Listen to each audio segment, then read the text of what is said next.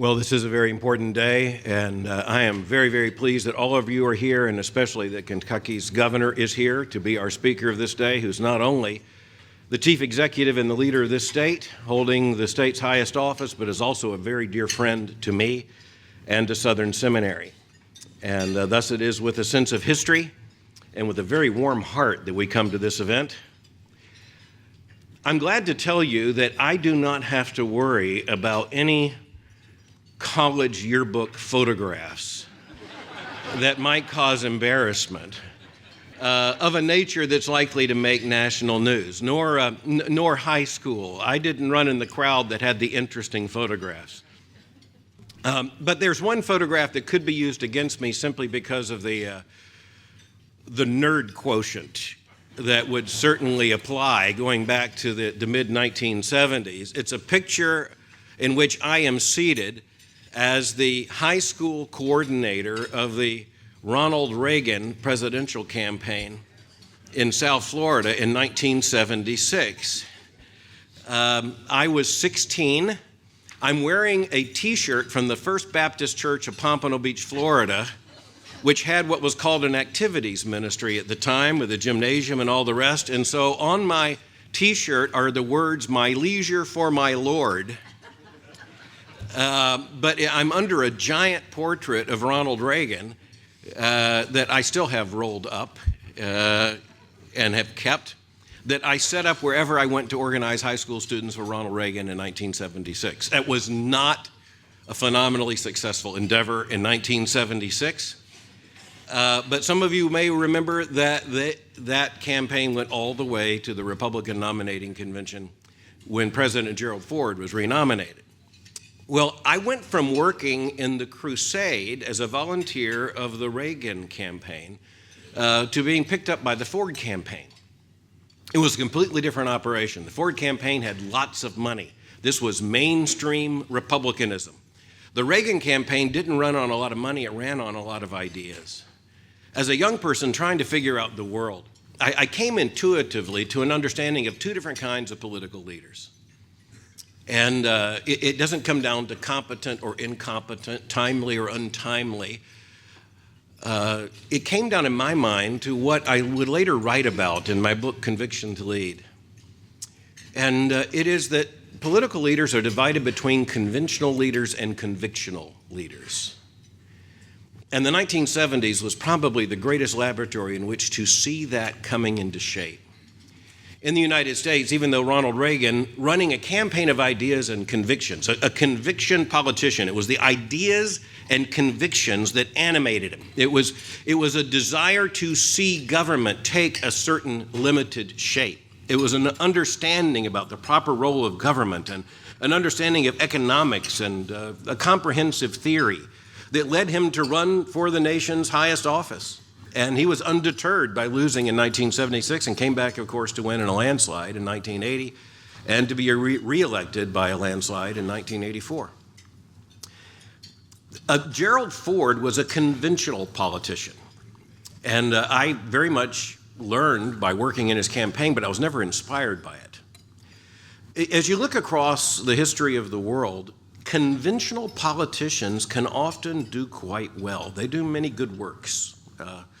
There's a reason why conventional politicians have honored libraries and presidents have monuments. But even as conventional politicians may do many good things, and we could add bad things as well, history is changed by convictional politicians, by those who are convictional leaders.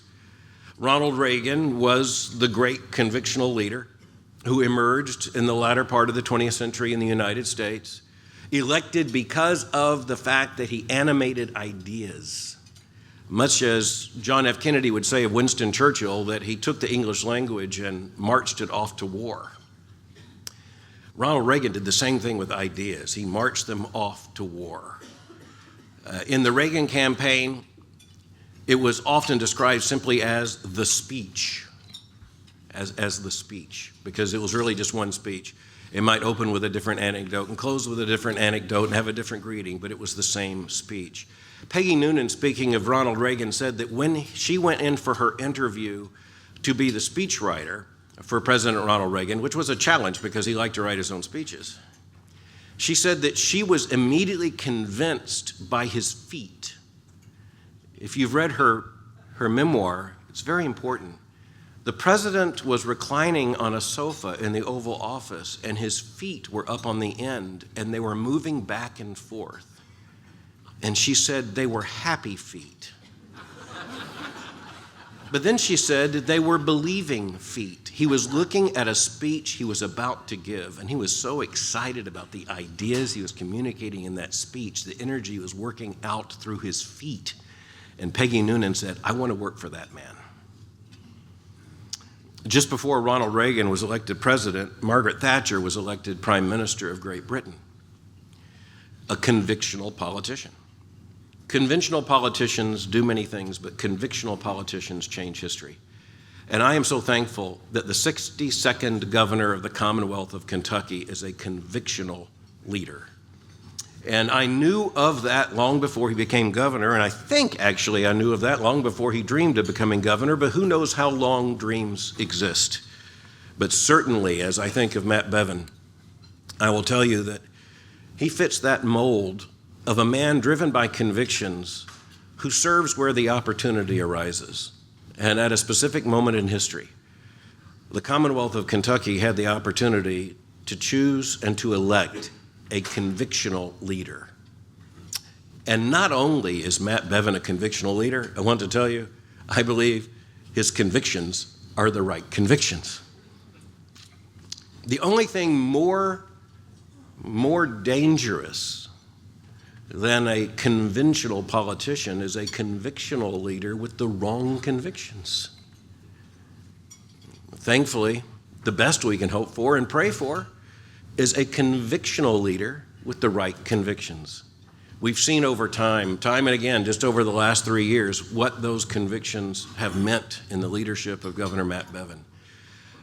On the briefing this morning and in national media over the last few days, I have been able to speak to the fact that if you look at the state of Kentucky just in the last few days, consider the incredible statements on behalf of the sanctity of human life made in just one state, in just 1 week.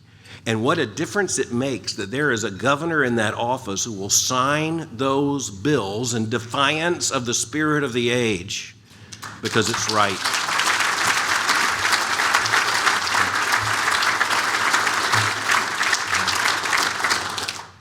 But as much as I would enjoy speaking about the importance of convictional leadership, I'm very, very pleased today to take no more time to introduce a dear friend, a man we know as husband and father, as neighbor and brother in Christ, a friend to this institution, and a servant of Christ before he is a servant of the Commonwealth of Kentucky, the 62nd governor of Kentucky, Governor Matt Bevin. Please join me in welcoming him.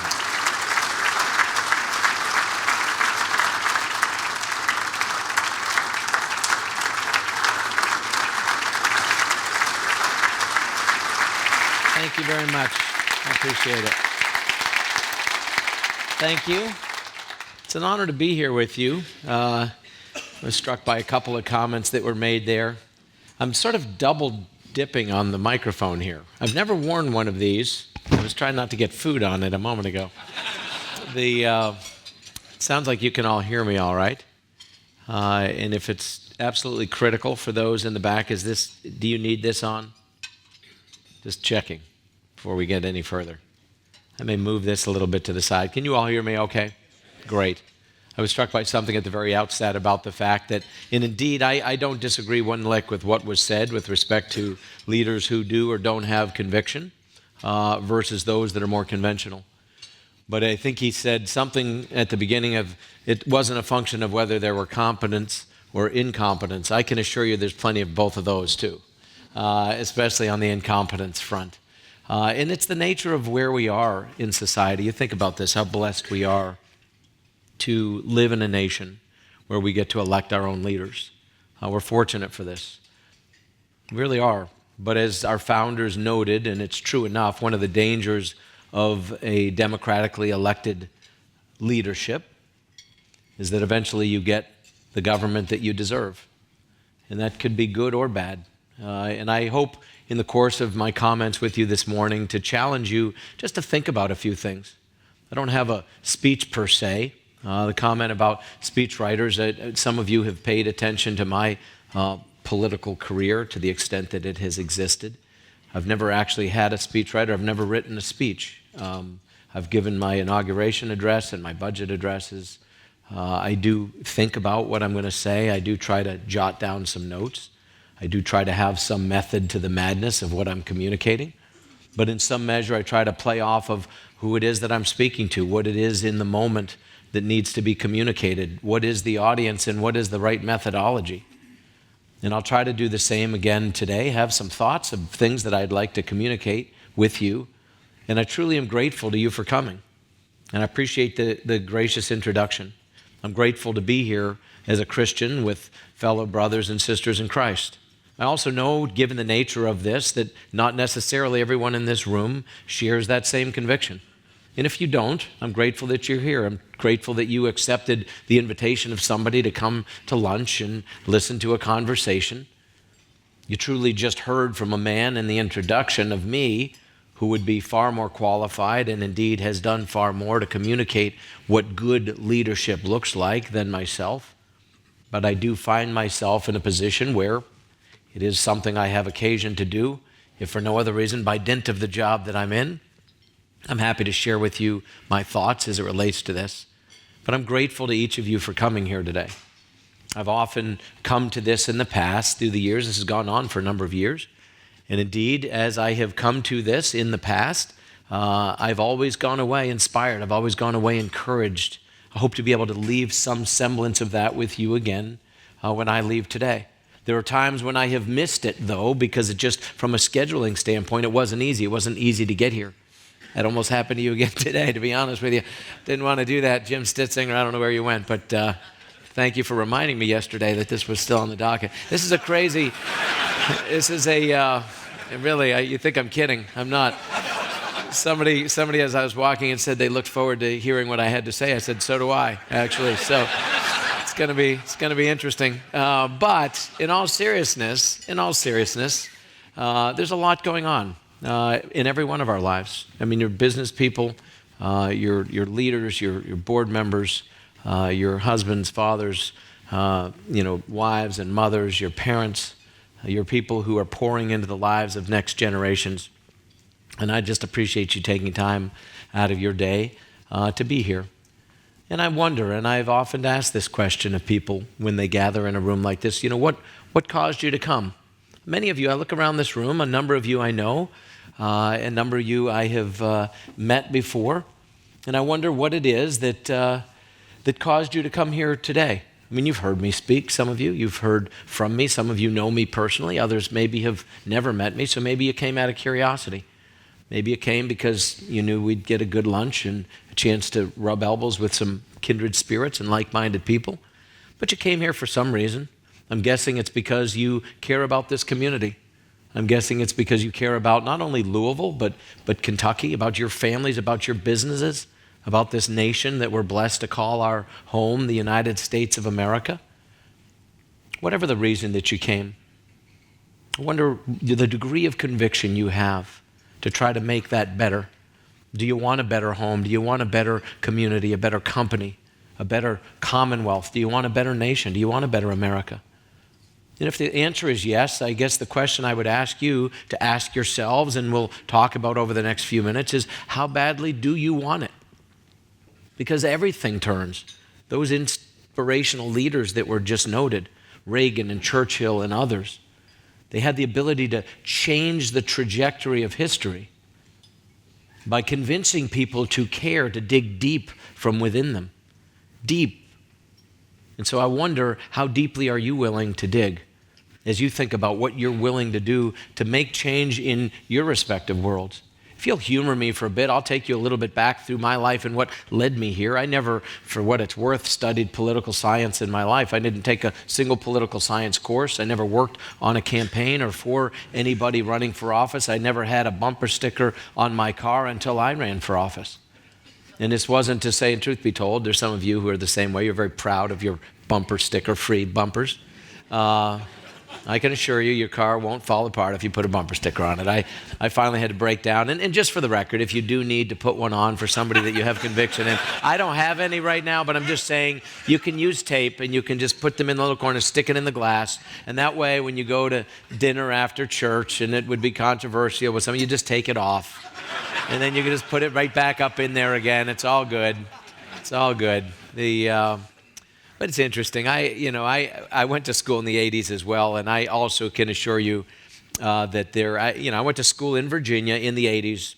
Quite confident I didn't dress up in either of the outfits that were making their way around. Although I did just literally, and I don't know that you all will be able to see this, I did just have somebody send me this picture just in the last week who I had not heard from forever. Somebody I went to high school with, who sent this picture. It says, I'm not sure this phone number still works, but I just found this in our yearbook and wanted to share, with a little laughing emoji face.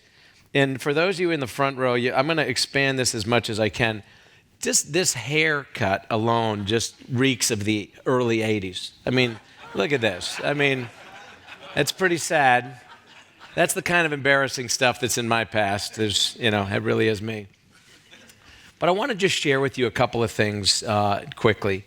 It was in 1775, I believe. I don't think it was 76. It was December of either 75 or 1776 that a very famous line was written by a fellow by the name of Thomas Paine. You all are familiar with it.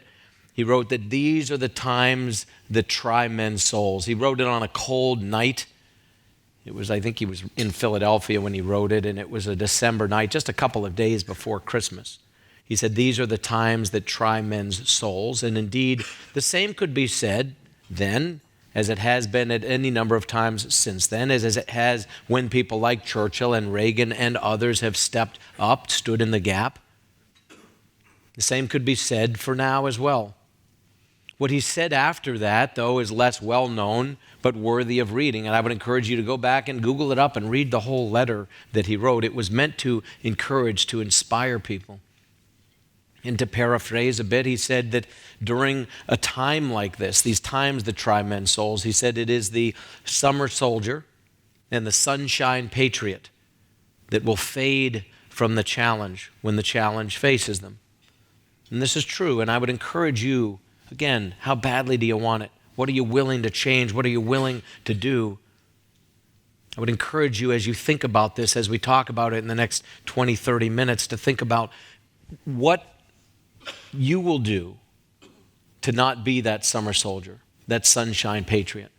I want to take you back briefly just in terms of my life and what sort of formed me, how I found myself at a position where I was even willing to run for a government position, by taking you back to another time that was an interesting time in American history, in the 60s. A lot of craziness going on back then, a lot of questions, a lot of anti-establishmentarianism and things of this sort, people revolting against the man, even if they didn't know who the man was. A lot of people sort of railing against the machine. And during those turbulent times, there were a lot of people seeking, a lot of people looking for answers, trying to figure out what it was that they were going to do with their lives, how they were going to find their way. My parents happened at that time to live in Colorado. It's where I was born. I was born in Denver, Colorado. You don't read about that because it doesn't sound as good as Yankee Carpetbagger. So, it doesn't fit the narrative. The truth, if the truth isn't good enough, you just make up a better version of it in today's day and age. But that said, I was born in Denver, Colorado. I was the second of what eventually became 6 children. And to make a very long story short, in the late 60s, my older brother, myself, and my mother was pregnant with what was to be my next brother, the third child. And she was in a health food store in Colorado. Now, I'm sure there was any number of things dispensed, advice and other things that were dispensed in health food stores in the 60s in Colorado, just as there probably are today. That said, it was not a place where you would have expected to happen what ended up happening. My mother was probably tired. She probably looked tired, as well-behaved as we children always were. I'm sure perhaps we were being dragged through there and being told not to touch things or what have you. We were little kids. And somebody, a woman named Mrs. Ingbertson, happened to see my mother and felt the need to share the gospel.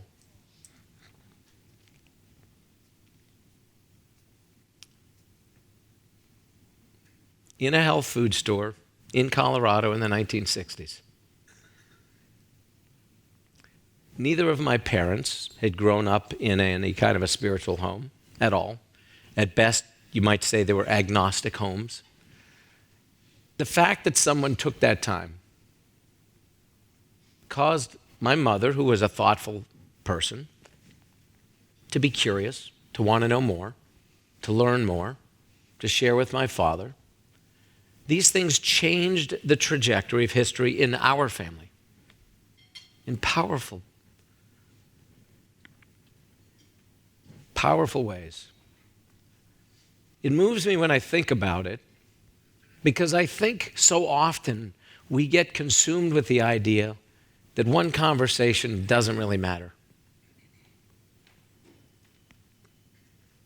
That one moment to interact with somebody, to intercede, to pour into somebody, to ask a question, to take a moment, to put an arm around, may or may not be worth the effort that someone else will pick up.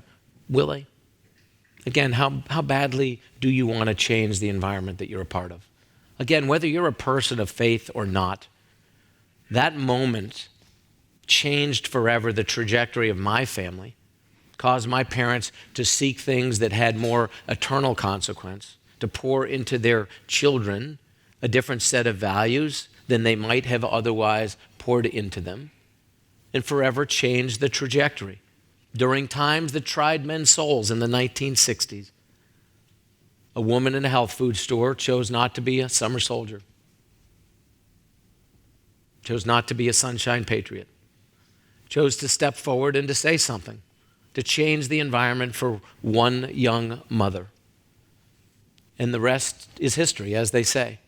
I grew up in northern New Hampshire. My parents moved in the late 60s up to northern New Hampshire, where I grew up in a very rural environment. It really was a very Spartan existence. I won't bore you with the details other than to say that there wasn't much up there. I shared a bedroom with my 3 brothers. And just digressing for a brief moment, I went back some years ago with my kids. We were in that area. I stopped by to show them the house I'd grown up in.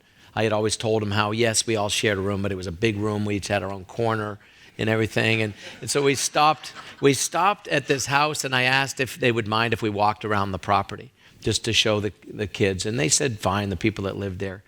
My parents had sold it after 30-some years of ownership as the kids had all moved off.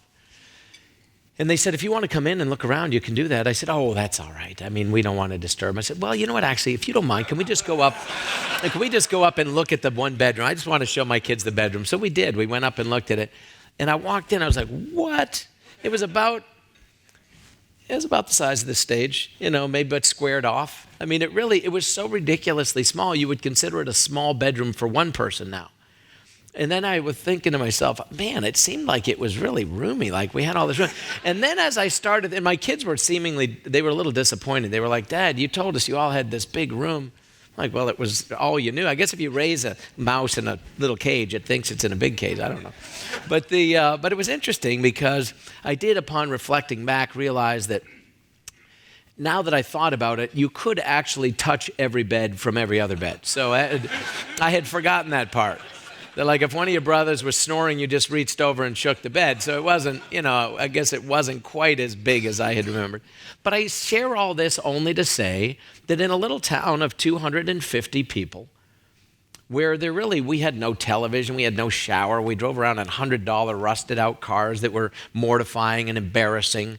At the age of 17, I asked my father one time, I said, do you think, we could maybe put a muffler on the car? Because, you can hear it coming 3 miles away, and it was a little embarrassing, actually, to be able to hear it before you could see it. And I remember my father looked at me with kind of just a perplexed look on his face. He said, why would I put a $100 muffler on a $100 car? Why would I do that? I really didn't have a good answer for that. That was a pretty good question, actually. He's like, I could just buy another car if I was going to do that. Also a very good point. My father was always very pragmatic in that way. But I say this only to say, a kid like that, to imagine being someday the governor of a state in another place, what unfolds, what changes the trajectory, what moments in time happen? The most powerful, the trajectory that has afforded me the ability to be, as you graciously call, someone of conviction, on the sanctity of human life, among other things, of fiscal responsibility, of respect for not only the widows and orphans, but for the people in prisons, which is a whole nother topic that we could spend an hour talking about, that's so easily forgotten by the body of Christ. As often as we are exhorted to care for the widows and orphans, which is much more appealing and much more pleasing and satisfying, frankly, and able to be bragged about to your friends, we are equally as often exhorted to take care of those that are in prison. The reason I am blessed to have some modicum of the conviction that you graciously mentioned is because I was raised by parents who had their trajectory and their worldview and their sense of the spectrum of eternity broadened because of a conversation in that health food store. I didn't grow up doing anything political, as I said. Found myself bumping around in a little town of 250 people. I never even flew in an airplane. I was in 4-H. I was 17 years old. I won a trip to Washington, D.C., actually, through 4-H when I was 17 years old, the first time I flew in an airplane. I was grateful for that opportunity. But most of the kids didn't go off to school or anything at that time. But it was interesting because I was always a kid who read. Because we didn't have a TV, I read all the time. And I love to read biographies and autobiographies. It's one of the things that Dr. Moeller and I think share in common. He's a prolific reader, more than anyone I've ever met, frankly, for which I have tremendous respect.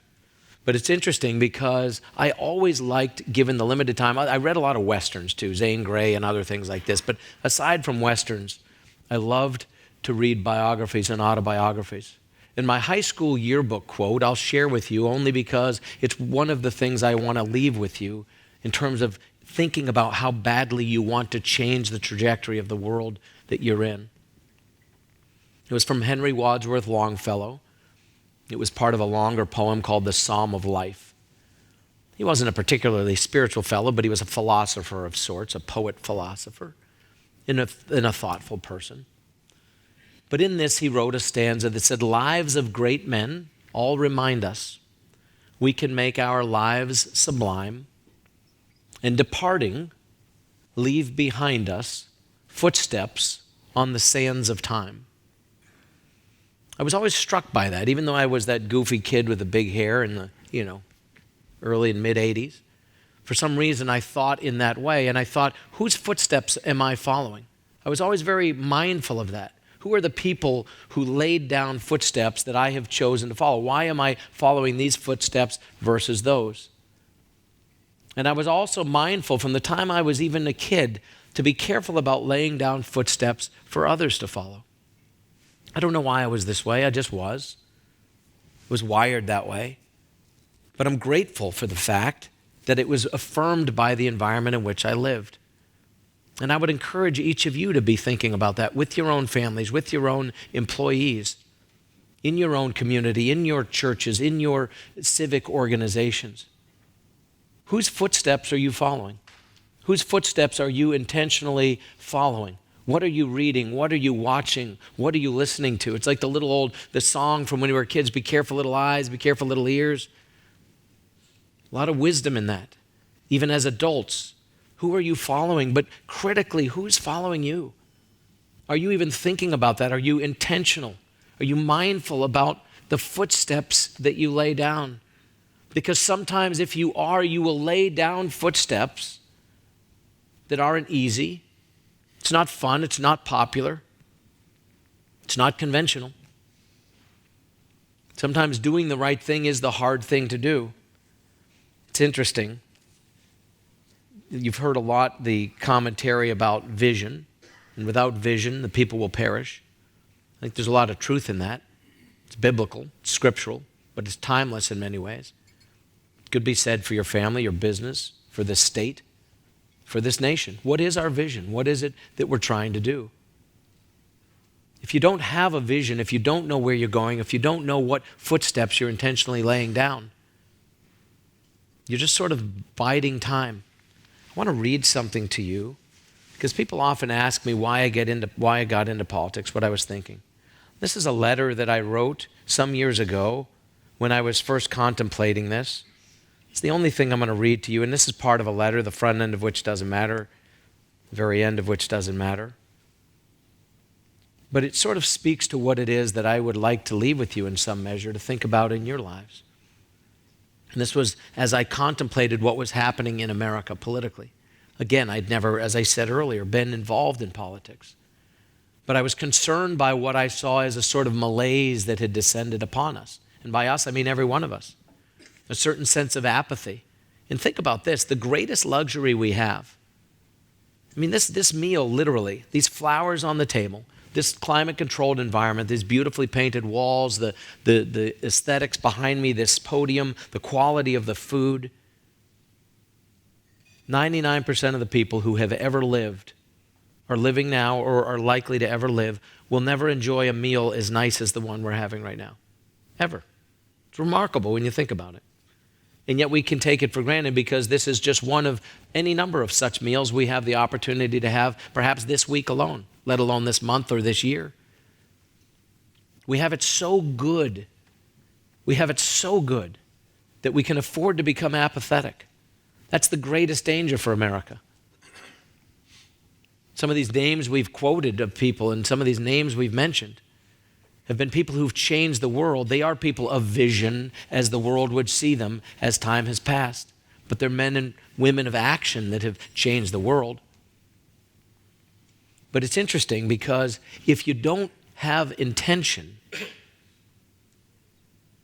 if you don't move with conviction, if you allow yourself to be lulled into apathy, that's when you're most vulnerable. Because these people we mentioned have been world leaders on the world stage. Borders move, nations, capitals move based on external conflict. But what changes cultures and civilizations? They crumble from within, from the dawn of time. From the beginning of time, they have always crumbled from within. Why? Because the underbelly becomes soft. It's true in your families. It's true in your communities. It's true in your churches. It's true in your companies. It's true in this state or any other or any nation. If we allow ourselves to take for granted simple, basic things, if we allow ourselves to become apathetic, to become complacent, that's the beginning of the end. And I looked some years ago across the landscape politically and I said, we're just twiddling our thumbs, this of and by and for the people that we've been blessed with. And we have been blessed with it. This of and by and for the people, it only works if we the people take it seriously. It only works if we the people step up and own this and embrace this and take it for ourselves and exercise it. As Franklin said, when asked, what form of government did you give us? He said, we're giving you a republic if you can keep it. It wasn't just a flippant remark. It was a very prescient and very forward-looking remark. Somebody who realized this gift we were given of self-governance is powerful, but it's fragile. And as Reagan said, we're only one generation away from losing it, which goes back to what footsteps are you following? And who is following you? Because if we're not pouring into the next generation, then we're going to let this slip away. And so some years ago, I wrote this letter, and this is the body of it. I said, many wonder why evil prevails in the world. It prevails, as Edmund Burke noted, when good men do nothing. And the premise of this was an election that was happening. I said, where are the Daniels? Where are the Gideons? Where are the Joshuas? All were men of prayer, but they were also men of action. Where are those who would stand with such men when they do come forward? I was reading recently in Exodus 14 about the Israelites as they left Egypt. I was struck by something in verses 15 and 16. God chastised Moses for simply crying out to him for help. He commanded Moses to take action. You and I both know, I wrote, that full well that God did not really need help from Moses to part the Red Sea. But he made clear that simply praying for deliverance was not enough. God demanded more. God demands no less of his people today. Boldness and courage have been largely replaced by apathy. and it is destroying the fabric of our nation. How much longer will we still be one nation, under God, indivisible, if we fail to take action in order to preserve that which has long made us exceptional? We have an historic opportunity to infuse a sense of personal responsibility back into the American electorate. This race is a battle for the heart and soul of the entire electoral process. Will we indeed be a government of and by and for the people? Or will we stand idly by as the process is hijacked by those who believe that it should be of and by and for a few, those few for whom power often trumps principles?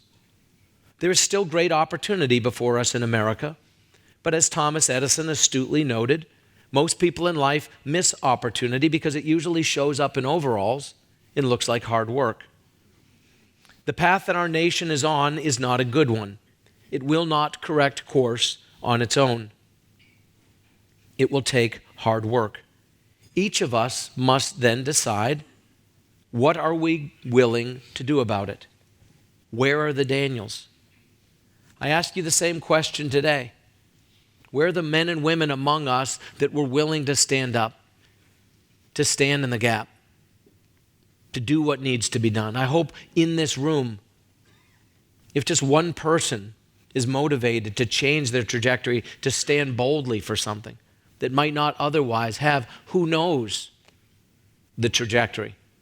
Perhaps there's a Mrs. Ingbertson among you somewhere that unbeknownst to you, and truth be told, in some measure, probably unbeknownst to her, history will change, things will happen that from an eternal perspective someday we may know, but for this time, we do see, as it has been written through a glass darkly, we don't necessarily understand. We're not doing it for that reason. People ask me why I wanted to get into politics. I didn't want to. I was willing to. There's a huge difference. Huge difference. And we need men and women like yourselves and people you know, others who could have been here, others who in future gatherings should be here, to step up, to stand in the gap. Again, you're largely people of faith, so you'll appreciate the passage from Ezekiel that talks about the watchman on the wall. Some of these things I'm speaking to you are not new. There's nothing really that I've said that you haven't heard or probably said yourselves, thought about. This demise, this apathy, this sort of complacency, this sort of taking things for granted, politically and otherwise. This isn't anything that's just entering your mind for the first time. You've seen it. What have you done about it? You think about this exhortation in Ezekiel of the watchman on the wall. It's almost, anecdotal now. People talk about the watchman on the wall, and it means different things to different people. But you go back and you read the actual passage from which this now iconic phrase has come. It comes with a pretty severe warning that if you see what's coming, you hear it, you understand it, and you don't sound the alarm, it's on you. It's on me. It's on every one of us. This is what makes it easier to lead with conviction, because I do appreciate that in the continuum of eternity, this is the blink of an eye. And that we have each been given certain responsibilities, certain abilities, certain awareness, certain ability to see various amounts of distance from the walls that we're on, and some of us are on walls of different sizes. We have different vantage points. But to the extent that each one of you has the ability to see what's coming, in any environment that you're a part of, and you fail to sound the alarm, it will be on you.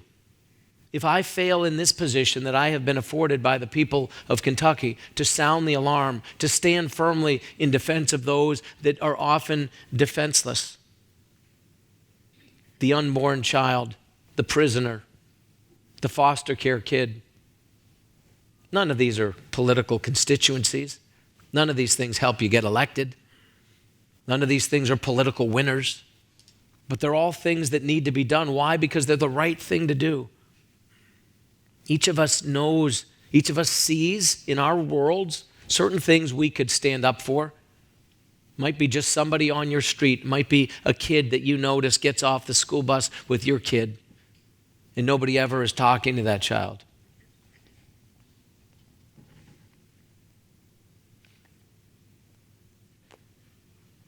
Maybe you should invite that child over. Might be somebody who lives on your street, down the road. You heard maybe they were widowed now. You drive by their house. It snowed. You notice nobody shoveling the walk, but you're pretty sure somebody lives there. You see some little footsteps that came a couple steps down and go back into the house. Might be a simple thing. Maybe you knock on a door. If you're on the wall and you don't do anything, it's on you. It's on us. It's interesting, George Washington, another great leader, another person who stood at a certain point in time when this nation most needed, gave so much of his lives, his fortunes, and his sacred honor. And bear in mind, when those founders of this nation put their lives, fortunes, and sacred honor on the line, that was not a bumper sticker. That wasn't being done to try to get elected to something. They too didn't want to do this, but they were willing to do it. And King George wrote to his head of the Tories in Boston, his greatest supporters, he asked, "How much money does Mr. Hancock have?" Why do you think he wanted to know? Because Mr. Hancock didn't need anything from the king. Mr. Hancock did just fine. So too did George Washington. There were certain people that the king didn't mess with, and they were wealthy and they were well regarded. But the king knew that if there was ever to be this fledgling independence taking wing, it was going to be because those who didn't need to get involved were going to do it because they were willing to. And George Washington, after giving so much of himself, finally got to go back to Mount Vernon. And then all these folks came together and said, now we've won our independence. How are we going to govern this? We recognize certain inalienable rights endowed by our Creator, this life and liberty, the pursuit of happiness. We're willing to codify others into this thing we call the Constitution. But now we have this thing that came out after a hot, sweaty summer in 1789 and a lot of belief that it wouldn't even end up happening, but then it did. And they realized, who's going to implement this? And they went to George Washington, a man who had finally gotten some semblance of his life back after much personal sacrifice. And they came to him and they said, "Are you willing to be our president? We've decided unanimously that we want you to be our president." And he asked, "Have I not done enough for my country? Have I not done enough for my country?" I can say for myself, and with all respect, every person in this room, there's not one of us, truthfully, and there's not a person in America that could, with a straight face, say, "Have I not done enough for my country?" How badly do you want a better America? Enough that at some point in your life you'd be able to say, "Have I not done enough for my country?" And if the answer now is that you've not, what are you willing to do to change that? Because truth be told, none of us have. And this is part of why I was willing to do this. Not because it's fun, not because I was prepared for it. I'm a business guy. I'm a military veteran. I'm a husband. I'm a father of 9 children. I had 1,000 good reasons why I've paid my dues, or I'm paying my dues, or I've done my part. I've stepped up. I've done. It's someone else's turn. But if I'm on the wall and I see it and someone else isn't stepping up and someone else isn't sounding the alarm, I have a responsibility. And I've not done enough for my country. And nor have any of us, frankly. It's interesting. You think about people who've given a lot. We talk about how badly you want it. Think about the people who came over here. Think about William Tyndale, a guy that was willing to defy all the critics. All the people that were saying that what he was doing was, hypocrisy, that was an apostasy to somebody, that it was offensive, that you couldn't possibly bring a translation of a text like the Bible to the people in their own language. He was burned at the stake to afford us something that, again, we take for granted. Whether you're a person of faith or not, whether you're a Christian or not, whether you even believe in being a religious person in any way, shape, or form or not, I guarantee you probably have 1 or more Bibles in your house, written in a language you could read. The guy who was largely responsible for bringing that to the world was burned at the stake. He wasn't even 40 years old. Do you want it that badly? Think about the people who came over here seeking the things we have the luxury of being able to afford to take for granted. Think about the men and women who came over on these rickety boats seeking freedom, seeking liberty, seeking an opportunity. Do you want it that badly? Think about those men that were with George Washington in the winter of 1776, camped out in Valley Forge. If they were even fortunate enough to have shoes, go back and read the stories of these guys and their marches to Trenton in the bloody trails. Why was the snow covered with blood? It wasn't wounds they had suffered, it was their feet. Frozen, cracked, frostbitten, bleeding. If they were lucky enough that winter to own shoes, they ate them.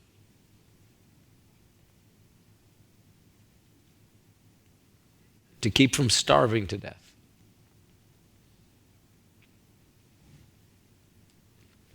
Do you want it that badly? Think about these guys that came off transport carriers on Omaha Beach. Saw their buddies dead, literally hundreds, thousands spread across this beach. Some of these guys didn't even hit the beach. They stepped into water and they're bouncing around, they're being shot. They're stepping over the bodies of their friends, guys they might have met on the shores of England as they were queuing up. Most of these guys knew they weren't going to make it. Most of them didn't. Some did. Some did, depending on which beach they hit. But they had to make their way up a beach, stepping over bodies, get to a cliff, climb a cliff, take out a machine gun nest. And if you're fortunate enough to do all that, then march unknown distances inland to face an enemy that was entrenched on their land to try to bring liberty and freedom and inalienable rights back to people for whom governments had taken those things away. Do you want it that badly? Because I would submit to you that no matter what you're doing, no matter who you are, if we don't want it this badly, we don't deserve a better America. We don't. We don't deserve a better Kentucky. We don't deserve a better Louisville. We don't deserve a better whatever. If we don't want it to some degree that badly, if there is not within us as individuals, every one of us, some modicum of modern day version of lives, fortunes, and sacred honor, who are we to think? And I say this, again, respectfully, we're of different generations in this room. But who are we, I'll speak for my generation, to think that we're the first generation that gets to ride the coattails? Every generation in this nation has paid something, has given something. Who are we to think we're the first ones that get to just ride on what has been done, to not give some version of our own sacrifice in some measure?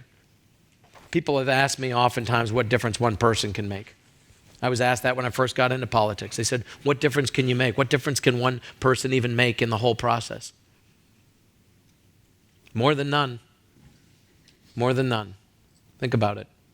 Every person that has been mentioned from this stage, that will be mentioned from any similar topic of conversation that ever comes up on leadership or the trajectory of the world, there's always one name that stands forward, one name that changes things. It's interesting, people always say, I was one who was guilty of this, I guess. I think we all are in some degree. Politically, I always said, boy, I hope somebody gets in the race who can do X, Y, or Z. I hope somebody gets up who will defend life. I hope somebody gets up who will defend and look out for those voiceless people. I hope somebody will stand in the gap for, fiscal responsibility, whatever. So I hope somebody will address the pension crisis in the state, the antiquated tax policies, the need for tort reform, any number of things that seemingly are more political, not to mention these others we've talked about. I hope somebody does. Think about this. The somebody's always somebody. We're always hoping for somebody. Who are we to think we should never be the somebody? Seriously. The somebody's always somebody, so why isn't the somebody going to be you? Why aren't you in a position to be the somebody? Some of you think, I've served, I've done my time, I'm retired now, I'm this, that, or the other, got grandkids. Yep. But even in that instance, what are you doing? Are you the somebody that's going to change the trajectory of lives? Are you going to volunteer? Are you going to step up and stand in the gap to pour into organizations, any number of which are represented in this room, any number of missions and efforts that are being made to change lives for eternity. The somebody is always somebody. Winston Churchill, I know Dr. Moeller likes to quote often, and indeed, certainly eminently quotable. He was often referred to as the Lion of England. Wasn't known for his humility, among other things, Winston Churchill. That said, he did push back on that moniker to a fair degree. And he said, very truly, he said, I'm not the Lion of England. He said, it's the people of England that are the lion.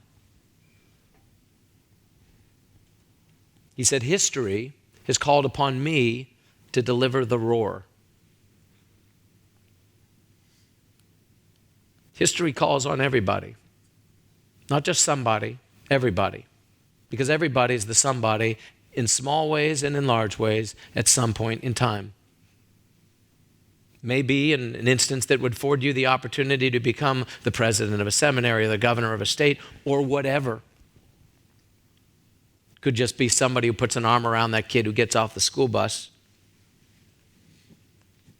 walks into a home where he's raised by a grandmother, doing the best she can, or whatever.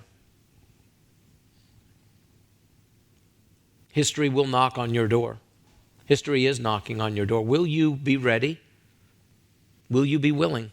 Will you be prepared? What are you doing to prepare yourself when that knock comes? Whether it's a big knock or a small knock, whether it seems significant or whether it seems insignificant. History will knock on your door. What will you do when you are knocked on? When the door is knocked on, will you stand up? Whether you want to or not, will you be willing? I'll close with a couple of things. You know, this is not a game. It really isn't. I hope you understand that. Somebody asked me if it's fun to be the governor. No, it's not. Not even a little. But I will say this. I don't say that begrudgingly. And I'm running again because there's still much wood yet to be chopped. I'm not doing this for fun. We're doing this because it needs to be done. Because we need men and women like you to step up. I'm trying to do it in my own way in this instance. But I call on you to please be bold, to have conviction, to move solidly forward based on what you know to be the Judeo-Christian principles that this nation was founded on. How badly do you want it?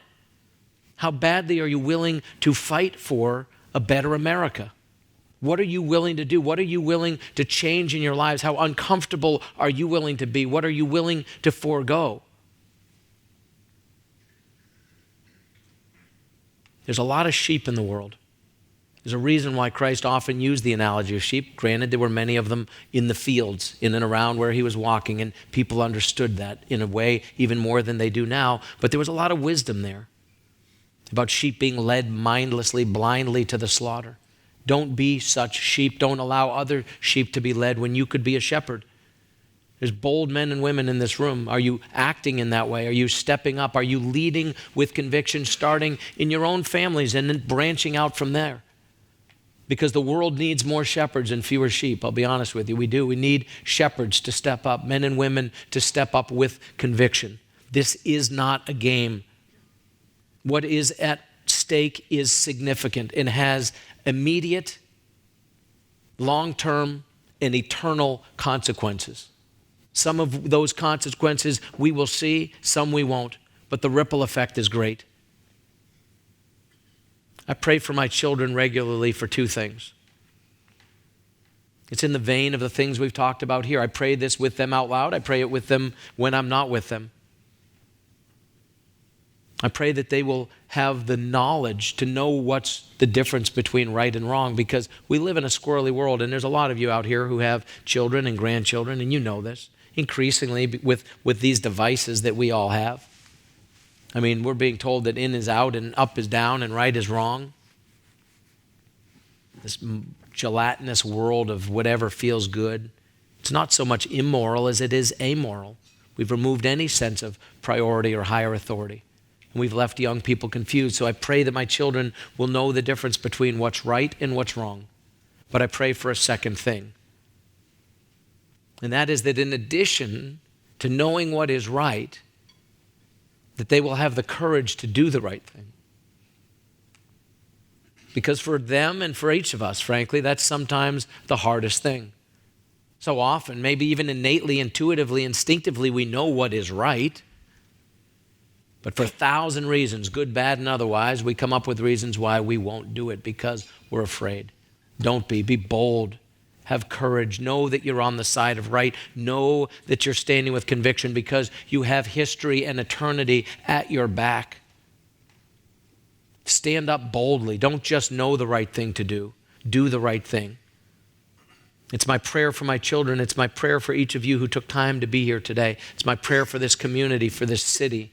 It's my prayer for the leaders that are in this state. It's my prayer for our nation, is that men and women like yourselves, like myself, like my children, that we will know the difference between what's right and what's wrong, and that we will then have the courage to do that right thing. You say you want a better America? How badly do you want it?